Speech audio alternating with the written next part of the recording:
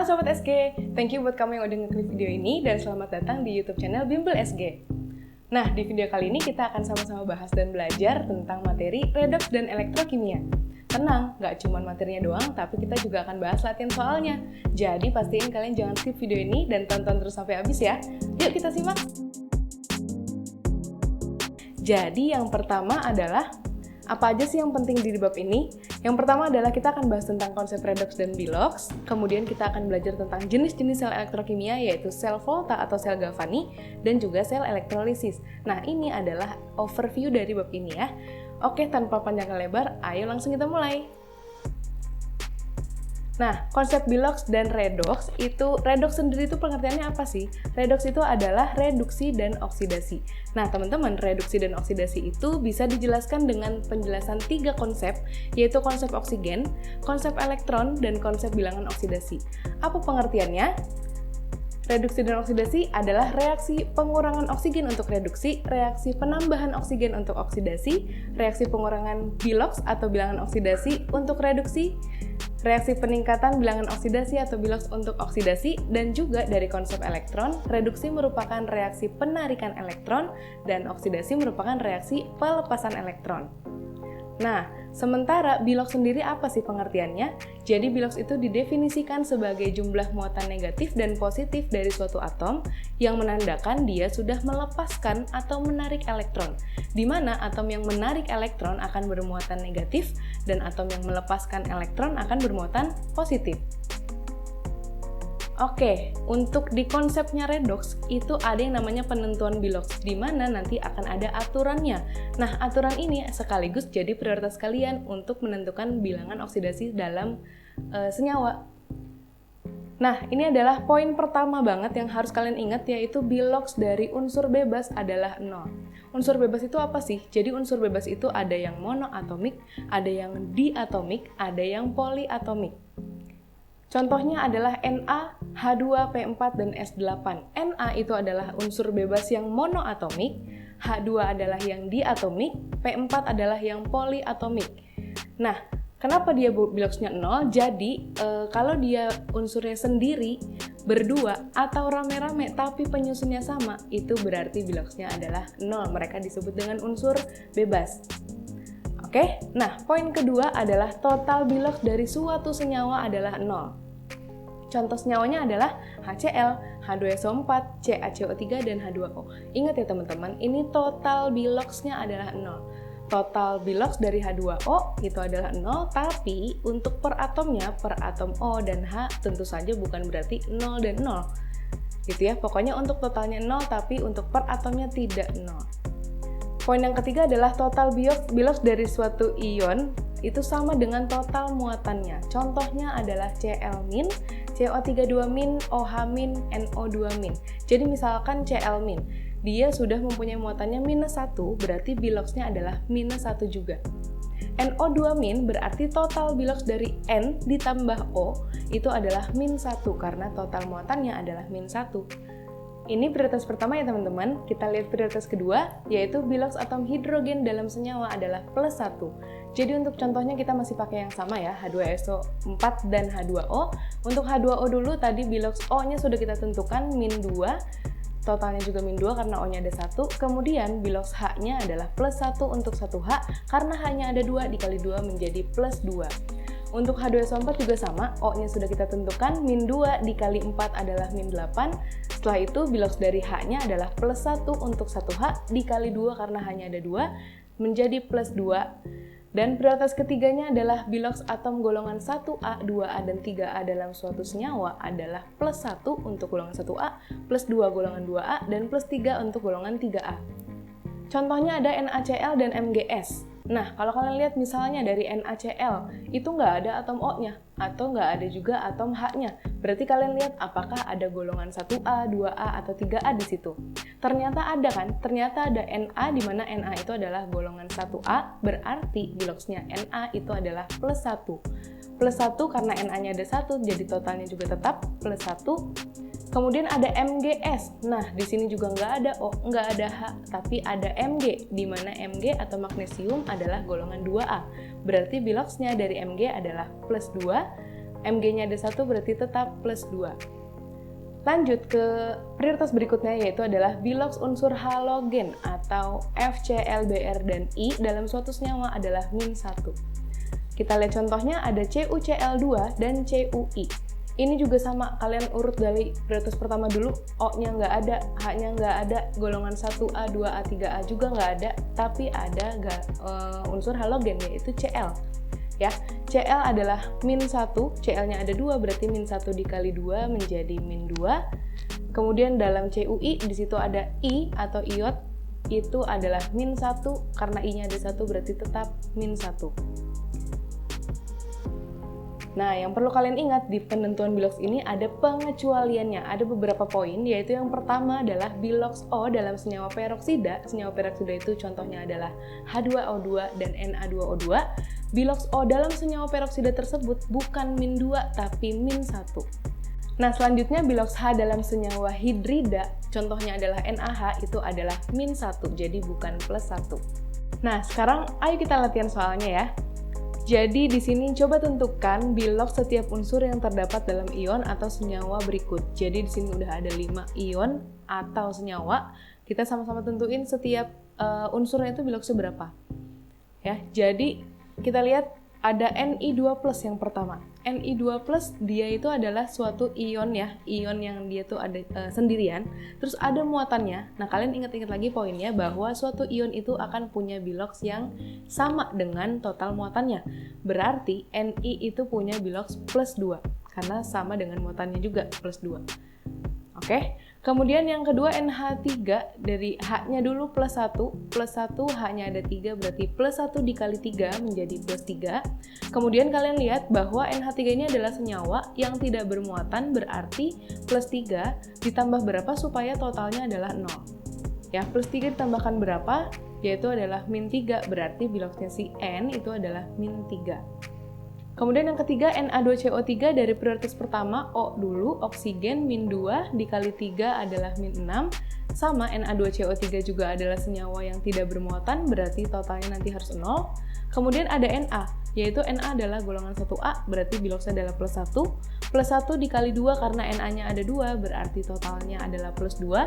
Plus 2, min 6 itu adalah min 4, berarti ketambahan dengan plus 4 biar jadi 0.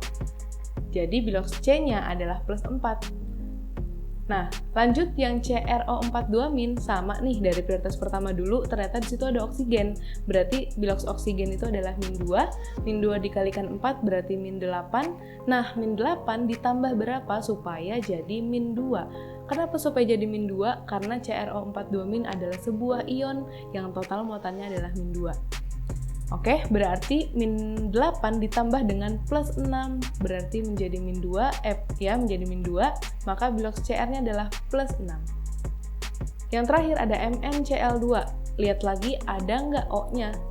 Ternyata nggak ada. Ada nggak H-nya? Ternyata nggak ada juga. Apakah ada golongan 1A, 2A, atau 3A? Ternyata nggak ada juga.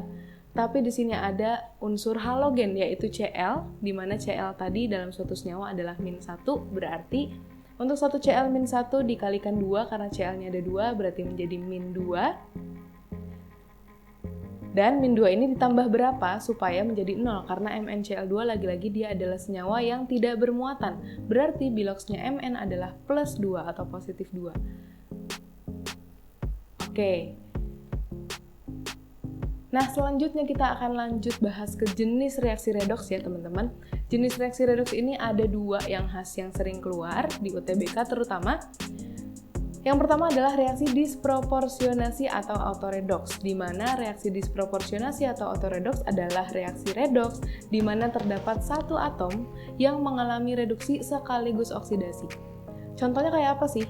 Contohnya itu, ini adalah reaksinya. Jadi kalau kalian bisa lihat di sini adalah Cl, biloks Cl dalam Cl2 adalah 0, dia akan mengalami reduksi menjadi min 1 pada Cl dari NaCl, kemudian dia akan teroksidasi atau naik biloksnya dari 0 ke plus 1 pada NaClO. Jadi si Cl2 ini mengalami reduksi sekaligus oksidasi, berarti ini namanya reaksi disproporsionasi atau autoredoks. Kemudian yang kedua adalah reaksi konproporsionasi. Kalau konproporsionasi itu adalah reaksi redoks di mana hasil oksidasi dan hasil reduksinya merupakan satu senyawa yang sama. Contohnya seperti apa? Contohnya seperti ini, ada H2S tambah SO2 menjadi 3S tambah 2H2O. Nah, di sini bilox S pada H2S adalah -2, dia teroksidasi menjadi 0 pada S, pada senyawa S doang ya. Kemudian bilox S pada SO2 adalah +4, dia mengalami reduksi atau penurunan menjadi 0. Nah, kalau dilihat-lihat nih, hasil oksidasi dan hasil reduksinya sama, yaitu senyawa S ya, atom S solid. Nah, berarti itu adalah reaksi konproporsionasi. Oke, untuk berikutnya kita akan bahas tentang oksidator, reduktor, hasil oksidasi dan hasil reduksi. Contoh reaksinya adalah seperti ini, ada MnO4- tambah C2O42- menjadi MnO2 tambah 2CO2. Kita tentukan dulu nih biloxnya masing-masing supaya kita tahu siapa yang oksidasi, siapa yang reduksi. Kemudian kita lihat MnO4- ada oksigen di situ berarti -2 dikali 4 berarti -8. Totalnya harus -1 karena -1 adalah total muatan dari MnO4 ya. -8 ditambah dengan +7. Berarti bilox Mn-nya +7. Kemudian C2O4 sama nih ada oksigen juga berarti -2 dikalikan 4 adalah -8. -8 ditambah berapa supaya jadi -2? Maka dia harus ditambah dengan +6. Nah, +6 itu untuk 2C, teman-teman. Nah, berarti untuk 1C berapa? Ya, +6-nya kalian bagi 2. Berarti menjadi +3 untuk 1C. Kemudian menjadi MnO2, di situ ada oksigen juga, -2 dikali 2 adalah -4. -4 ditambah berapa supaya jadi 0? Kenapa jadi 0? Karena MnO2 itu nggak ada muatannya. Gitu kan? Berarti Mn-nya adalah +4. Nah, kemudian untuk yang CO2, -2 untuk 1O dikalikan 2 menjadi -4. Nanti -4-nya ditambahkan dengan +4 supaya jadi 0 karena CO2 lagi-lagi dia nggak ada muatannya. Maka bilox C-nya adalah +4. Nah, dari sini kita bisa tentukan nih siapa yang naik, siapa yang turun biloxnya. Ternyata Mn dari +7 dia mengalami penurunan menjadi +4, yaitu dia mengalami reduksi. Kemudian kalau kita lihat-lihat lagi di sini ternyata C-nya nih, ternyata C-nya dari +3 naik ke +4. Berarti itu adalah peristiwa oksidasi. Nah, nanti dari sini kita tentukan yang namanya oksidator dan reduktor. Oksidator dan reduktor, pokoknya oksidator dan reduktor itu pasti ada di sebelah kiri. Dia pasti adalah reaktan, dia pasti adalah pelaku yang mengalami sesuatu, gitu ya. Yang melakukan sesuatu, gitu kan. Nah, oksidator berarti dia adalah zat yang mengoksidasi zat lain. Nah, dia mengoksidasi zat lain sementara dirinya sendiri mengalami penurunan. Jadi, oksidator adalah zat yang mengalami reduksi, di mana kalau di reaksi tadi, yang mengalami reduksi itu adalah MnO4-. Berarti MnO4- adalah oksidatornya. Kemudian untuk reduktornya, sama, itu juga kebalikannya. Pokoknya kalau reduktor berarti dia mereduksi zat lain, sementara dirinya sendiri mengalami oksidasi. Berarti zat yang mengalami oksidasi di sini adalah C2O42-. Kemudian untuk hasil oksidasi dan hasil reduksi, ya namanya juga hasil, berarti dia pasti di sebelah kanan, pasti dia produk. Hasil oksidasi berarti adalah senyawa hasil peristiwa oksidasi, yaitu CO2. Karena CO2 ternyata ada C-nya yang tadi biloxnya naik kan, +3 atau +4. Kemudian hasil reduksinya adalah MnO2 karena Mn-nya tadi adalah hasil penurunan dari +7 ke +4. Begitu. Oke, sekarang kita latihan soal lagi. Latihan soal lagi ada dari keempat reaksi redoks berikut ini. Yang merupakan reaksi disproporsionasi atau autoredoks adalah, nah jadi di sini ada 4 reaksi ya. 4 reaksi kalian bisa lihat situ. Kemudian oke, di sini ada cara cepetnya nih teman-teman. Kan puyeng ya, itu banyak banget reaksinya. Kalian nentuinnya bagaimana, apalagi kalau UTBK kan pasti waktunya singkat. Nah, kalian bisa pakai cara ini. Jadi, ada satu ciri reaksi disproporsionasi, di mana nanti ada satu unsur terdapat pada reaktan, dan unsur yang sama tadi jumlahnya akan lebih dari satu pada produk. Misalnya gimana Kak? Misalnya di sebelah kiri, di sisi reaktan itu ada BR. Ada satu BR. Nah, di sisi produk ada 2 BR, berarti itu udah deh, kalian langsung curiga, jangan-jangan itu disproporsionasi. Nah, itu bisa kalian tandain dulu, baru setelah itu kalian pastikan lagi, bener nggak nih biloxnya yang satu oksidasi, yang satu reduksi. Kayak gitu. Nah, kita lihat dari 4 reaksi ini. Nah, kita mulai dari reaksi pertama ya. Dari reaksi pertama tuh kelihatan banget teman-teman, di sebelah kiri, di reaktan itu ada 1 I, ya kan, ada unsur I, 1, dan di sebelah kirinya, di sebelah kanannya, di produknya, itu adalah, ada 2 I-nya. I pada HiO3 dan I pada HI. Nah, itu langsung curiga tuh, jangan-jangan disproporsionasi. Tapi tetap ditentukan dulu biloxnya, ya. Tentukan dulu biloxnya, bilox I2, karena I2 adalah zat diatomik dengan unsur penyusun sama, berarti biloxnya 0. Kemudian untuk biloxnya I pada HiO3, kalian lihat lagi, ternyata ada oksigen, O-nya -2, nanti -2 kalian kali 3, berarti jadi -6.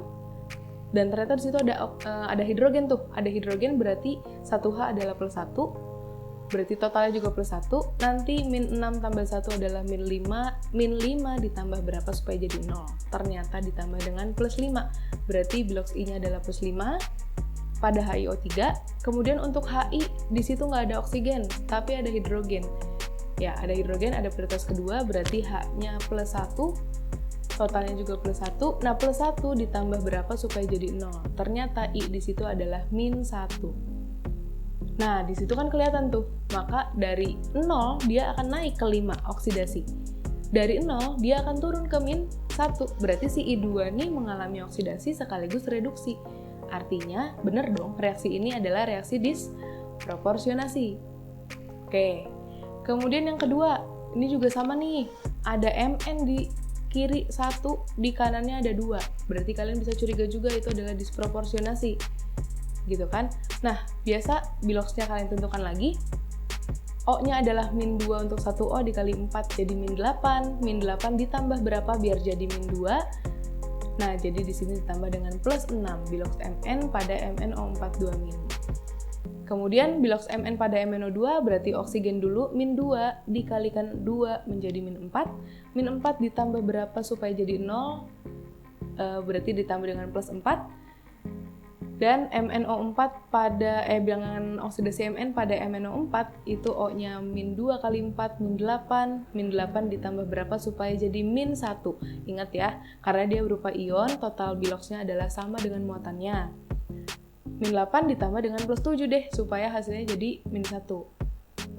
Nah, dari sini juga kelihatan bahwa Mn pada MnO42- itu mengalami kenaikan dari +6 menjadi +7, dan dia mengalami penurunan dari +6 ke +4. Nah, sekarang yang nomor 3, di situ juga kelihatan bahwa ada Br, di kiri ada 1, di kanannya ada 2. Ya, kita tentukan biloxnya lagi, Br2 itu sama kayak I2, dia diatomik, berarti dia biloxnya 0. Kemudian Br dalam NaBRO, kita lihat di sini ada oksigen, berarti oksigennya adalah -2, -2-nya ada, oksigennya ada 1 ya, berarti -2 tetap. Kemudian ada Na itu golongan 1A, berarti dia biloxnya +1, totalnya juga tetap +1, maka Br-nya berapa nih? +1 -2 ternyata adalah -1, berarti Br-nya adalah +1. Nah, kemudian NaBr. Nah, Na-nya adalah golongan 1A, berarti Na-nya +1.